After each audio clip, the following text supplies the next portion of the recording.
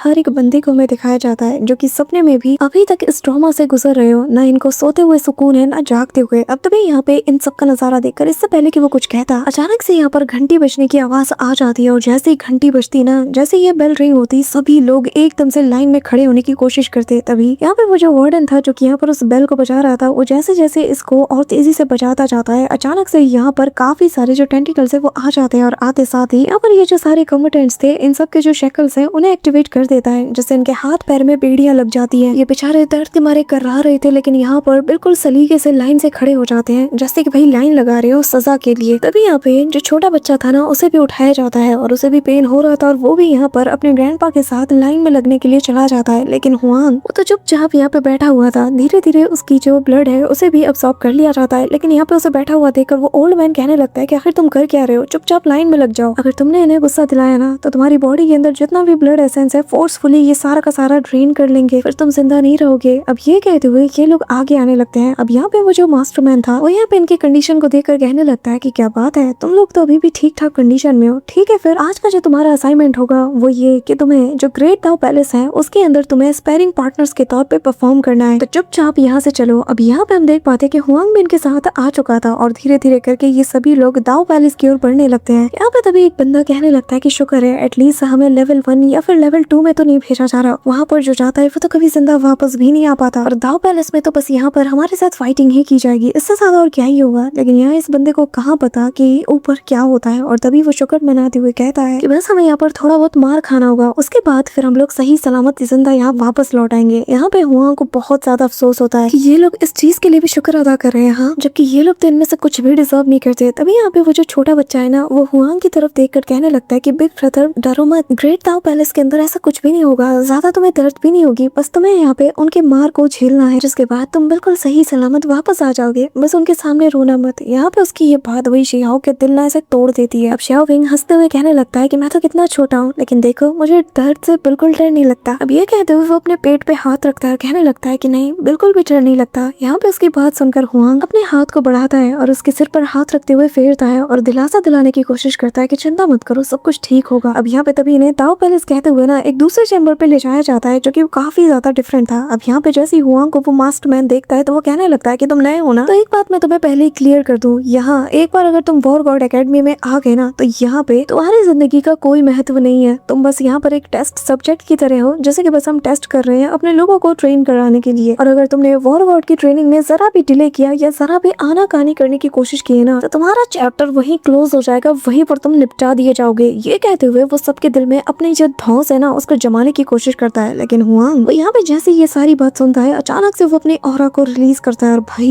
एक ऐसी ठंडी लहर इसको सूंघ जाती है ना इस बंदे को कि इसके मुंह से एक लफ्ज नहीं निकलता। चारों तरफ इसकी ऑरा फैल चुकी थी और हुआंग की बॉडी हवा में फ्लोट करते हुए लगातार अपनी टेरिफाइंग और जो डोमिनेटिंग ऑरा थी उसे यहाँ पे फैलाता जा रहा था। यहाँ पे ये बंदा आंखें फाड़ फाड़ के देख रहा था, जिसके बाद वो धीरे धीरे चलते हुए उसके पास से गुजरता है। इसकी आंखें उससे हटती ही नहीं और वो वहाँ पे बिल्कुल फ्रीज हो चुका था। यहाँ पे शियाओ उससे एक लफ्ज नहीं कहता और ये बंदा जल्दी से इस प्लेटफॉर्म को सीधा दाओ पैलेस की ओर ले जाने लगता है और यहाँ पर बस मन में इतना कह रहा था कि मुझे बस जल्द से जल्द यहाँ से निकलना है। अब धीरे धीरे करके प्लेटफॉर्म अपनी मंजिल तक पहुंच चुका था। अब यहाँ पे दाओ पैलेस जो कि पूरी तरीके से खचाखच भरा हुआ नजर आ रहा था, जहाँ पर कि शियाओ समेत जितने भी यहाँ पे लोग थे ना वो सब के सब पहुंच चुके थे। और तभी यहाँ पे थ्रोन के पास मौजूद एक बंदा इन्हें बताने लगता है कि तुम्हारा काम इतना ही है कि यहाँ पर जो लोग भी प्रैक्टिस करने आए उनका साथ दो। अब हमें यहाँ पर थ्रोन पर बैठे उस बंदे को दिखाया जाता है जिसका नाम ची क्योंग है और ये असल में पीक सेल्फ रिलीज रियलम पे है और ये वॉर गॉड एकेडमी का इंस्ट्रक्टर है, जहाँ पे वो सारे के सारे स्टूडेंट्स को भी इंस्ट्रक्शन देता है कि यहाँ पर तुम लोग आए तो हो और तुम लोगों को तब तक फाइट करते रहना है, तब तक खुद को यहाँ पर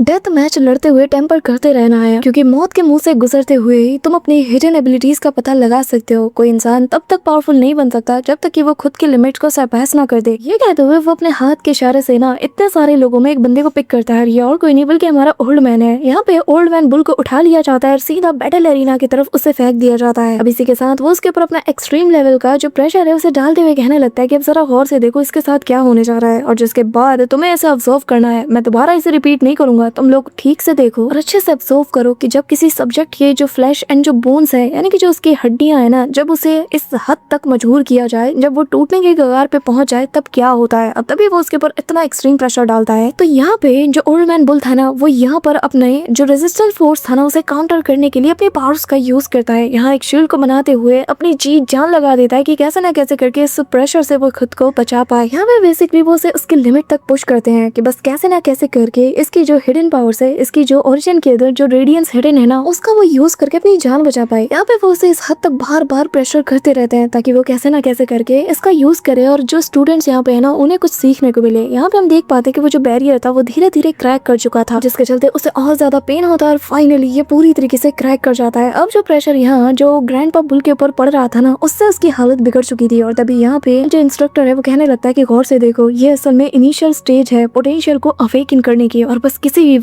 भी वक्त ये उसको यूज करने वाला है। लेकिन यहाँ पे हम देख पाते हैं कि ओल्ड मैन बुल की हालत बहुत ज्यादा बिगड़ चुकी, इतनी ज्यादा कि उसकी आंखें अब सफेद होने लगती है। ये देखकर हुआंग को बहुत गुस्सा आता है। वो कहने लगता है कि एक लिविंग क्रिएचर इनके लिए कुछ भी नहीं है। एक जीते जागते अच्छे वाले इंसान को मौत की दहलीज तक पहुंचाने के बाद ये उसे कहते हैं कि इनका एक्सपेरिमेंट है। आखिर ये किस हद तक का टॉर्चर है। ये कहते हुए हुआंग जैसे ही कुछ करने वाला था ना, सडनली उसकी जो बेड़ियां थी वो एक्टिवेट हो जाती है, उसके हाथ पैरों को रोक लिया जाता है। और तभी यहाँ पे जो छोटा बच्चा था वो यहाँ पे उसके हाथों को रोक लेता है और धीरे से कहने लगता है कि नहीं ऐसा मत करो। यहाँ पे हुआंग में रुक चुका था। तभी यहाँ पे जो इंस्ट्रक्टर था ना वो यहाँ पे बार बार उसे देखे जा रहा था और कहने लगता है कि बस थोड़ी देर और, इसके बाद बस किसी भी पल ये अपने ट्रू पोटेंशियल को अवेकन करने वाला है। गौर से देखो, ग्रैंडपा बुल इस कदर चीखने लगते हैं कि वो भूल चुके थे कि वो एक हाफ ह्यूमन भी है। तो वो यहाँ पर अपनी जो बुल वाली साउंड है उसे निकालने लगते हैं। आंखें बिल्कुल टेढ़ी हो रही थी उसकी, लेकिन कोई भी रुकता नहीं। उल्टा यहाँ पे जो स्टूडेंट्स थे ना वो लोग तो नोट्स लिख रहे थे। और यहाँ पे जो इंस्ट्रक्टर है वो बताने लगता है कि जब भी तुम दुश्मन का सामना करो ना बैटल एरिना में ऐसे मोमेंट पर, तो ऐसे जो डेथ मैच है ये हमेशा तुम्हें तुम्हारे अवेकनिंग की ओर लीड करती हैं। और ऐसे अवेकन प्लेयर्स का सामना अगर तुम्हारा होना बैटल एरिना में, तो ये सिर्फ तुम्हें तुम्हारे मौत तक लीड करेगी। तो तुम्हें खुद की ट्रू पोटेंशियल को जगाना होगा। अब तभी ग्रैंडपा बुल जो थे ना, अचानक से वो अपनी ट्रू पोटेंशियल को अनलीश तो कर लेते हैं, लेकिन अगले ही पल अब वो अपनी जान से हाथ धो बैठता है। वो जमीन पे जा गिरता है, चारों तरफ खून नजर आ रहा था। और यहाँ पे जो शाओलिंग था वो काफी ज्यादा रोने लगता है। ग्रैंडपा कहते हुए चिल्ला उठता है, पर तभी वो इंस्ट्रक्टर यहाँ पे बताने लगता है कि लेकिन अगर तुम ग्रेट दाव के साथ कुछ ज्यादा ही रेजोनेट करोगे ना, और हेवन एंड अर्थ के मोमेंटम के साथ भी अगर तालमेल बिठाओगे ना, तो तुम इसे बहुत इजीली इंस्टेंटली बल्कि सप्रेस कर पाओगे। लेकिन अगर नहीं कर पाए तो तुम्हारा अंजाम भी बिल्कुल वैसा ही होगा जैसा इसका हुआ है। उम्मीद करता हूँ कि तुम मेरी बात समझ गए होगे। अब यहाँ पे सारे के सारे लोग बड़े गौर से इसकी बातें सुन रहे थे, जिसके बाद इंस्ट्रक्टर ऑर्डर देता है और कहने लगता है कि आगे बढ़ो और एक एक करके अपना जो सूटेबल कॉम्पिटेंट तुम्हें नजर आए उसे चूज कर लो, और बाकी के लेसन अब तुम लोग प्रैक्टिकली सीखोगे। ये सुनना ही था कि सारे के सारे ये जो लिविंग मॉन्स्टर्स थे ये एक साथ टूट पड़ते हैं। अब तभी यहाँ पे जैसे ही शाओलिंग को चूज किया जाता है ना, हुआंग उसके सामने आकर एक चट्टान की तरह खड़ा हो जाता है। तभी यहाँ पे इंस्ट्रक्टर यहाँ पे ग्रैंडपा बुल की बॉडी को पीछे की ओर घसीट लेता है। अब तभी यहाँ हुआंग उस बंदे से कहने लगता है कि तुम लोग हमारे लोग और हमारी जिंदगी को बस अपने लड़ने के लिए एक टेस्ट सब्जेक्ट की तरह यूज करना चाहते हैं, ताकि तुम अपने सो कॉल्ड वॉर गॉड्स को ट्रेन कर पाओ। ये कहते हुए वो अपनी ऑरा को रिलीज करता है। भाई इसका जो ओपोनेंट था ना वो उस ऑरा से ही काफी दूर जाके गिरता है। कहने लगता है कि ये तो वही हुआंग है ना, उसने कि हमारे रॉयल क्लैन के मेंबर्स को मारा है ना, ये वही है। मैं अच्छे से समझ गया ये वही है, वरना किसी के पास इतनी ताकत कहाँ है। अब यहाँ पे हुआंग का नाम सुनते साथ ही माहौल वैसे ही केओटिक हो चुका था। सारे के सारे जो स्टूडेंट्स थे वो उसके पीछे आके छिप जाते हैं और हुआंग अकेला इनके सामने खड़ा हुआ था। तभी यहाँ पे एक जो दूसरा स्टूडेंट था वो कहने लगता है कि अच्छा और तुम इससे डर रहे हो, तुम यहाँ पे खुद को फ्यूचर वॉर गॉड कहते हो, यहाँ पे ट्रेनिंग इसीलिए दी जा रही है और दिन रात तुम यही सपना देखते हो और तुम इससे डर रहे हो। ये कुछ नहीं कर सकता है, यहाँ पर ये बस एक कैदी है और इससे ज्यादा कुछ नहीं। जैसे बाकी के टेस्ट सब्जेक्ट है ये भी वही है। सच बता रहा हूँ, इस अकेले कैदी ने तुम्हारी सारी हवा टाइट कर दिया। अब ये सुनकर बाकी सब भी हंसने लगते हैं। तभी यहाँ दूसरा बंदा भी कहने लगता है कि हाँ क्या यार तुम इससे डर रहे हो, हाँ जरा गौर से देखो, इसने वो सारे शक्ल्स पहने हुए हैं जैसे कि हमारे सुप्रीम बीइंग ने खुद अपने हाथों से फोर्ज किया है। और जब तक ये इसके हाथ पैरों में है ना, इसके जो पावर है, इवन कि अगर कुछ बचा भी होगा ना तो उसे भी टाइटली सप्रेस कर दिया गया है। ये यहाँ पे कुछ नहीं बिगाड़ सकता। और जरा इसकी भद्दी शक्ल देखो, यहाँ पर ये ज्यादा कुछ नहीं कर सकता यार, डरो मत। यहाँ पे शिहाओ इन्हें घूरे जा रहा था। तभी यहाँ पे जो इंस्ट्रक्टर था वो कहने लगता है हाँ वो बात तो तुमने सही कही, लेकिन एक बात याद रखना, इसने एक समय में हेवन एंड अर्थ तक को भी डिफाई किया है। जब तक इसके हाथों में ये बेड़ियां है ना, तुम लोग बेफिक्र होकर फाइट कर सकते हो, क्योंकि ये एक मामूली प्रिजनर से ज्यादा अब कुछ भी नहीं है। यहाँ पे उसकी ये बात सुनकर सारे लोग कॉन्फिडेंट हो चुके थे। और बस इसी सीन के साथ हमारा फर्स्ट हाफ यहीं पे एंड होता है। और इसके नेक्स्ट ब्रेकडाउन वीडियो में यानी कि सेकंड हाफ में तुम्हें बहुत ज्यादा मजा आने वाला है, लॉट्स ऑफ एक्शन देखने को मिलेगा। और यहाँ पे शिहाओ किस लेवल की ऑरा फॉर्मिंग करता है ना, वो देखकर भाई तुम्हें स्वाद आ जाएगा। अब गाइस हमने एक लेटेस्ट सीरीज का आगाज किया है और अगर तुम रेलिंग इमोर्टल के फैन हो तो भाई तुम्हें ये सीरीज बहुत ज्यादा पसंद आएगी। इसमें लॉट्स ऑफ एक्शन और रूथलेस किसे कहते हैं ये तुम इस सीरीज को देखकर फिटनेस करने वाले हो। ट्रस्ट मी, हर एक सीन में तुम्हें भर भर के मजा आने वाला है। और अगर तुम्हें शिहाओ इसलिए पसंद है कि भाई किसी से डरता नहीं, तो जिस कैरेक्टर की बात मैं कर रही हूँ, जिस प्रोटैगनिस्ट का सामना तुम इस न्यू सीरीज में करने वाले हो ना, वो एपिसोड 1 से ही भाई तुम्हें एकदम हुक करके रखेगा। और जो एक्शन ड्रामा फाइटिंग स्किल्स जो तुम्हें इस प्रोटैगनिस्ट से देखने को मिलेगी ना इस सीरीज में, भाई तुम्हें बहुत मजा आने वाला है, मेरी गारंटी है। हाँ जी, मैं बात कर रही हूँ रेनेगेड इमोर्टल के यूनिवर्स से बिलोंग करने वाली बियॉन्ड द टाइम सीरीज की, जिसके लिए भाई कितनी ज्यादा हाइप है दूंगा वर्ल्ड में तुम्हें पता ही होगा। और अब तक तो पूरे दूंगा कम्युनिटी में तुमने इसके ट्रांसफॉर्मेशन लुक से लेकर फाइटिंग स्किल्स हर एक चीज को कहीं ना कहीं तो जरूर विटनेस किया होगा। सो यार इस कमाल की स्टोरी को हम भी ऑलरेडी स्टार्ट कर चुके हैं और जिसका लिंक तुम्हें पिन कमेंट में मिल जाएगा, तो जाके चेकआउट जरूर कर लेना। अगर तुम लोग एक रूथलेस और एक्शन लवर मेन कैरेक्टर के फैन हो, अगर तुम लोग एक रूथलेस स्पाइसीनेस और एक्शन लवर दोनों के फैन हो तो ये सीरीज भाई मेरी गारंटी है तुम्हारी फेवरेट बनने वाली है। सो होमीज वीडियो तो यहीं पे एंड होती है, लेकिन तुम्हारा फेवरेट पार्ट कौन सा था कमेंट करके जरूर बताना। और हाँ, अगर तुम वीडियो को यहाँ तक देख रहे हो मेक श्योर कि तुम वीडियो को लाइक करके चैनल को सब्सक्राइब जरूर कर रहे हो। तो मिलता हूँ मैं तुमसे नेक्स्ट ब्रेकडाउन वीडियो के साथ, तब तक के लिए